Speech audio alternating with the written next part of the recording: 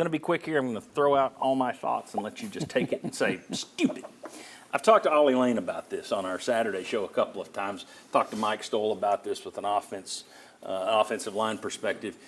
Tennessee doesn't do well on the road. We know they've had some issues when it's a loud environment. You go into a neutral site, it's no problem. They still score big. When they go in a loud environment, they have issues running at their normal tempo.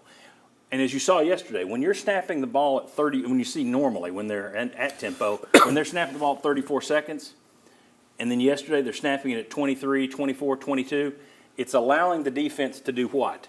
Stem, shift, adjust. Move. They don't do that otherwise. So when you're not in tempo, the defense is not being dictated to. Now suddenly, the defense is dictating to you. Right. Okay, so to me, that's the difference in this tempo thing. And when you look at them as a whole, you're going to get more of that on the road.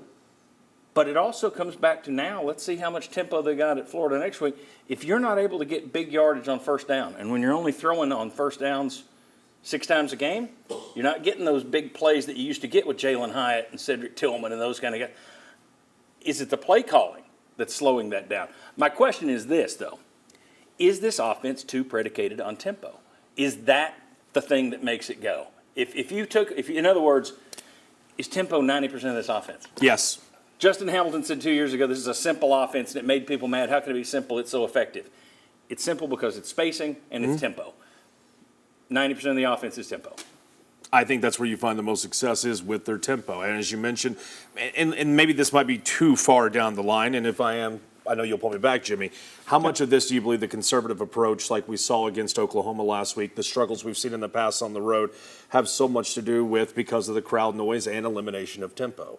I don't think that Josh Heupel immediately goes, okay, home game this week, we're going to be able to do we're going to be able to stretch and do the speed and the up tempo that we're used to seeing because home crowd advantage, all the things when it comes to the helmet comms compared to a road game where these are some of the big adjustments we have to make, and because of the big adjustments, well, crowd noise is going to keep us. I mean, look at Lance yesterday. Well, you're lying. You move one guy over, false start 5 yards. It seems like there was an agitation because you're not able to get down the counter and the cadence. Yeah, and your line's not – obviously there's an edge there that you're sitting on. Right. In terms of, okay, we can't just fire off the ball the way we normally can.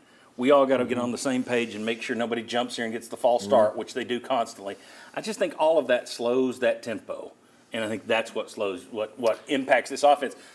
You don't see a lot of eye candy. There's not a lot of flash and trash and stuff with this offense. You're not seeing, it's not the old Steve Spurrier where you don't know what's coming at you in what formation.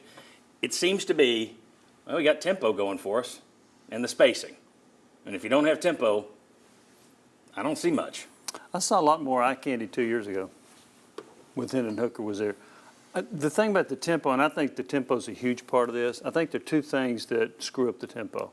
One is when you have penalties. Okay. The other one is when you have sacks.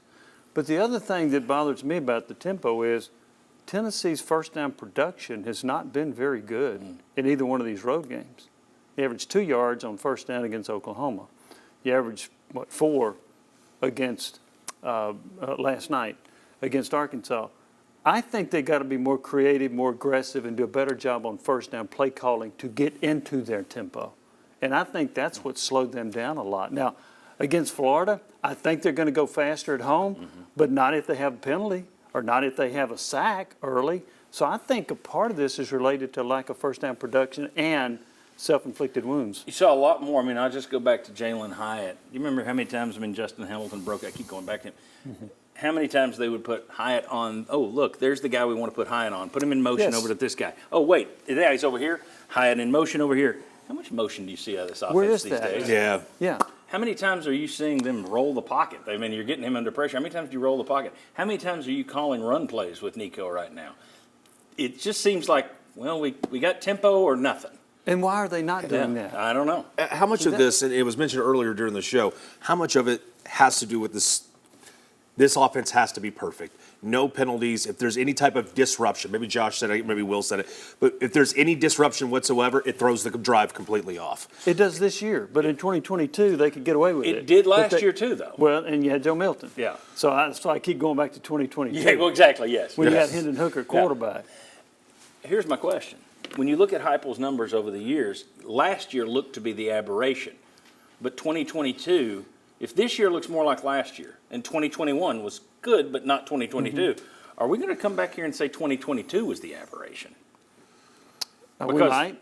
I mean, because instead of last year was here Yeah. and everything else is here, now we're looking at it as, well, everything else is kind of here, but 2022 was there. You know, it changes your perspective on that a little bit. Yeah, you're right. One thing I want to look at, and I felt this from the beginning, when people were talking about Nico being a Heisman Trophy candidate, which I thought was silly. I thought in maybe next year you might be able to have that conversation. So Yeah. next year, let's see if he can have the jump that Hooker took from 21 to 22.